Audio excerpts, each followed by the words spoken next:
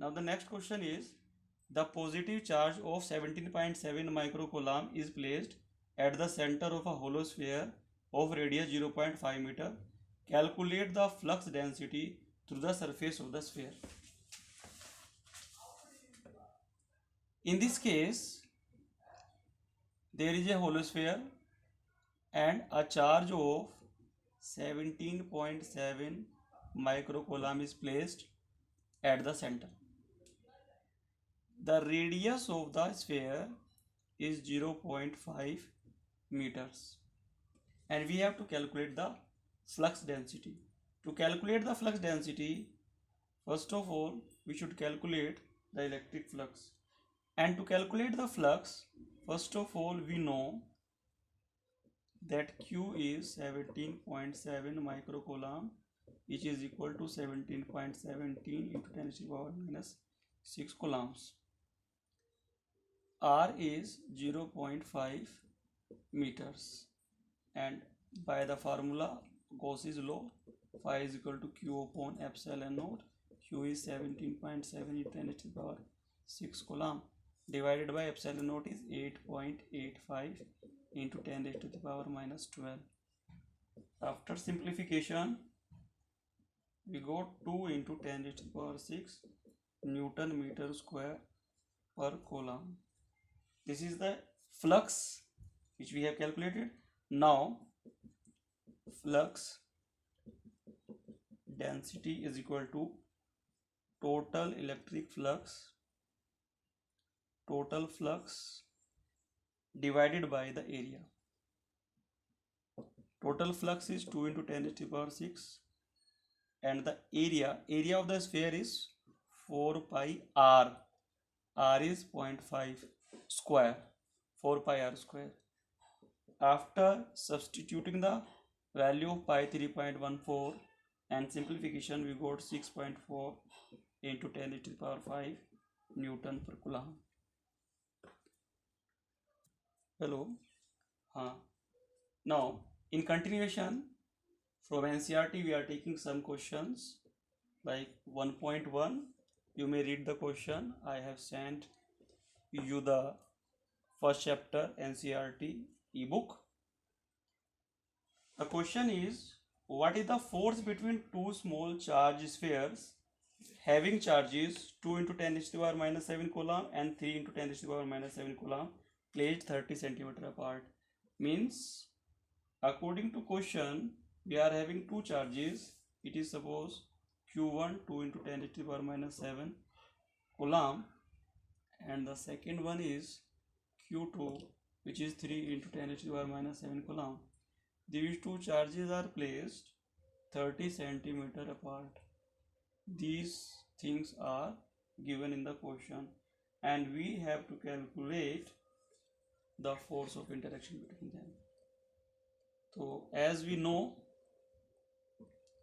that Coulomb's law, F is equal to 1 by 4 pi epsilon naught Q1 Q2 upon R square. From this relation, the value of 1 upon 4 pi epsilon naught is 9 into 10 raised to the power 9 multiply. First charge is 2 10 raised to the power minus 7 coulomb and the second one is 3 into 10 raised to the power minus 7 coulomb divided by 30, and it is in centimeter. We can write 30 into 10 raised to the power minus 2 or 0.30, and square is there, that is why we can write 0.30 again.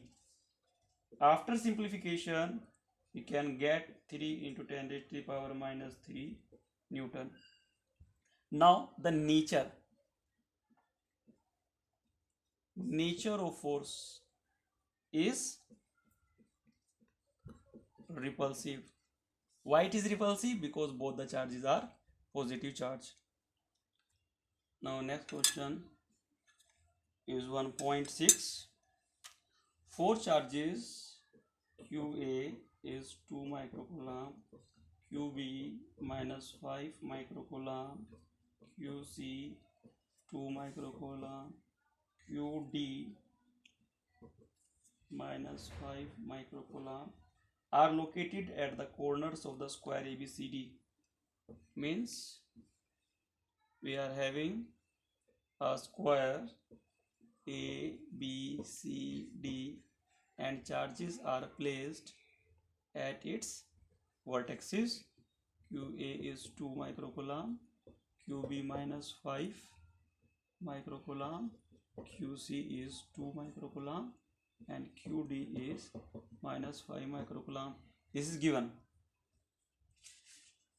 Then, according to the question, the side of square is of 10 centimeter.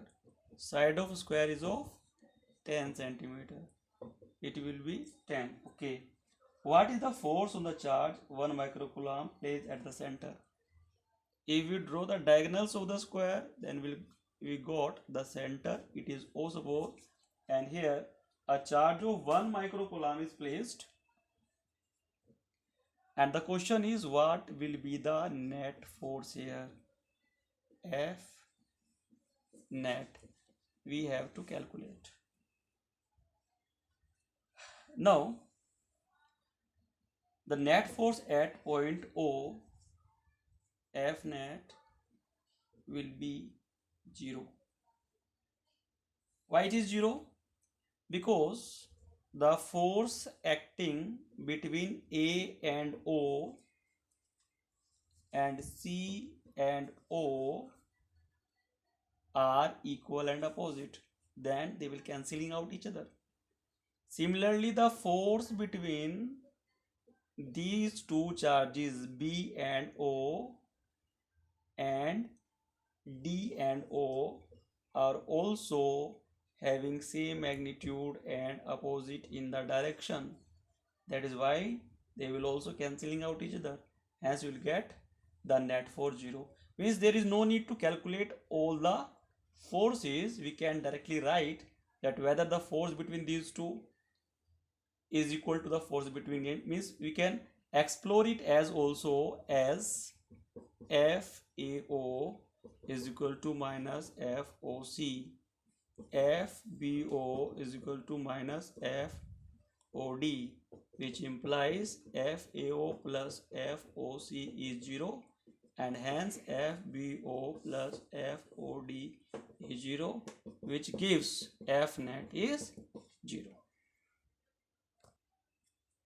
Now we are taking 9th question. A system has two charges. QA is equal to 2.5 into 10 raised to the power minus 7 coulomb, and QB is minus 2.5 into 10 raised to the power minus 7 coulomb. Located at points A is 0, 0, minus 15 centimeter. B is 0, 0, plus 15 centimeter. Okay. Then what is the total charge and electric dipole moment of the system? We have to calculate the total charge and electric dipole moment. First of all, we are going to draw these charges according to these points on a three-dimensional system. This is a three-dimensional system. This is x-axis, z-axis, and y-axis. According to given information, it may be point B, which is having coordinates x0, y0, and z plus 15 centimeters. Similarly, this is O suppose. We can also draw on the negative z-axis point A, which is having coordinates 0, 0, and minus 15 centimeters. Okay, now we are having 2 points A and B. Distances are 15 centimeters.